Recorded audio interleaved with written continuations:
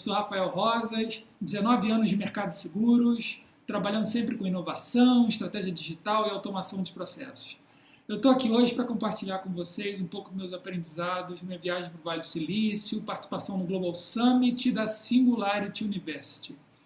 Bom, para mim ficou muito claro que a inteligência artificial é um caminho sem volta, foi assunto principal do evento e também a gente já vê uma adoção grande nas empresas, onde elas começam a usar a máquina para conduzir o processo.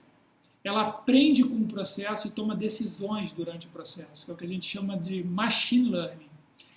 Além disso, você tem um chatbot, que é um atendente virtual, e que cada vez que ele vai conversando com o usuário, ele vai gerando novos aprendizados e os novos atendimentos eles possam ser modificados em função desse aprendizado contínuo.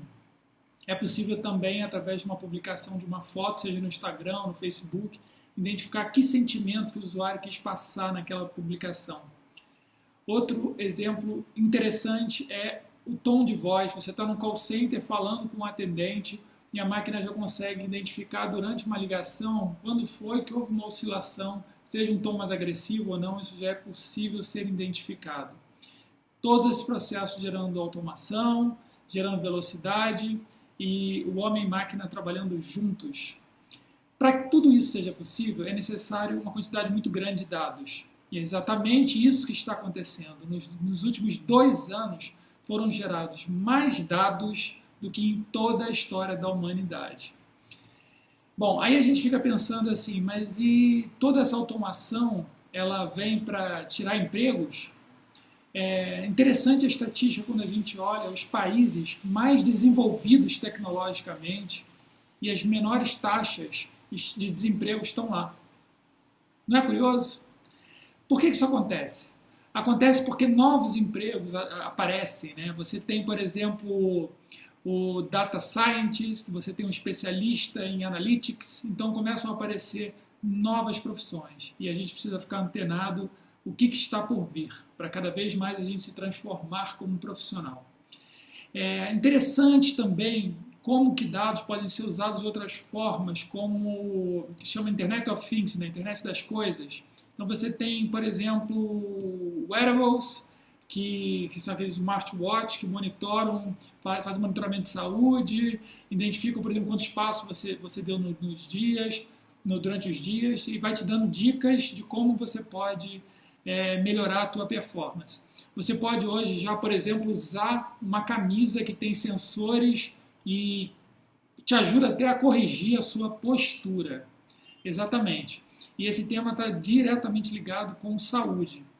Falando de saúde, vamos para uma questão interessante. Cada vez mais o sequenciamento do DNA está mais barato, o mapeamento do genoma. Isso faz com que, ao baratear o custo disso, você comece a ter acesso a essas informações.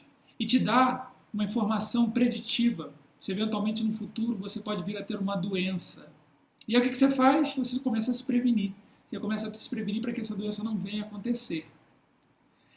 E esse tema está diretamente ligado à longevidade, à expectativa de vida. E aí vem casado outras tendências, outras tecnologias, como, por exemplo, a impressão de órgãos, ou, por exemplo, as tecnologias cibernéticas. Você fazer uma correção, por exemplo, física, substituir um braço, uma perna, usando uma tecnologia cibernética. E aí começa aquele entendimento assim, onde está o limite entre o homem e a máquina. E é exatamente isso que a Singularity estuda. O nome Singularity vem disso, né? Dessa união onde, num dado momento, a gente já não sabe mais separar. E todo esse avanço, todas essas tendências, elas nos levam à seguinte preocupação, né? Será que isso tudo é positivo, não é positivo, é para o bem, não é para o bem, está fazendo bem para a humanidade? O que a gente vê nas estatísticas é que ao passar de séculos, de décadas, e a gente percebe claramente que taxa de mortalidade infantil caindo, o índice de vacinação crescendo, pobreza diminuindo e, obviamente, a expectativa de vida aumentando. Então, são todos dados positivos para a sociedade. Mas é claro que para todas essas tendências que eu falei, para que elas aconteçam de fato e leve a uma grande transformação, precisa uma coisa muito importante acontecer e que também a Singularity trouxe nesse ano, que é o conceito do líder exponencial. E quem é esse líder exponencial? Esse líder exponencial é aquele cara que tem atitude, que ele é verdadeiro, que ele entende essas transformações que estão acontecendo à sua volta, que ele é conectado, que ele está presente nas conversas, ele tem atitude, ele faz a diferença. Esse é o líder exponencial. Mas tem um fator que eu não falei e que é fundamental para esse líder exponencial. E é bem simples. É o caráter. É isso, pessoal. Muito bom compartilhar com vocês todos esses aprendizados, esses conhecimentos que eu tive nessas minhas viagens. E até a próxima, tá bom? Um abraço!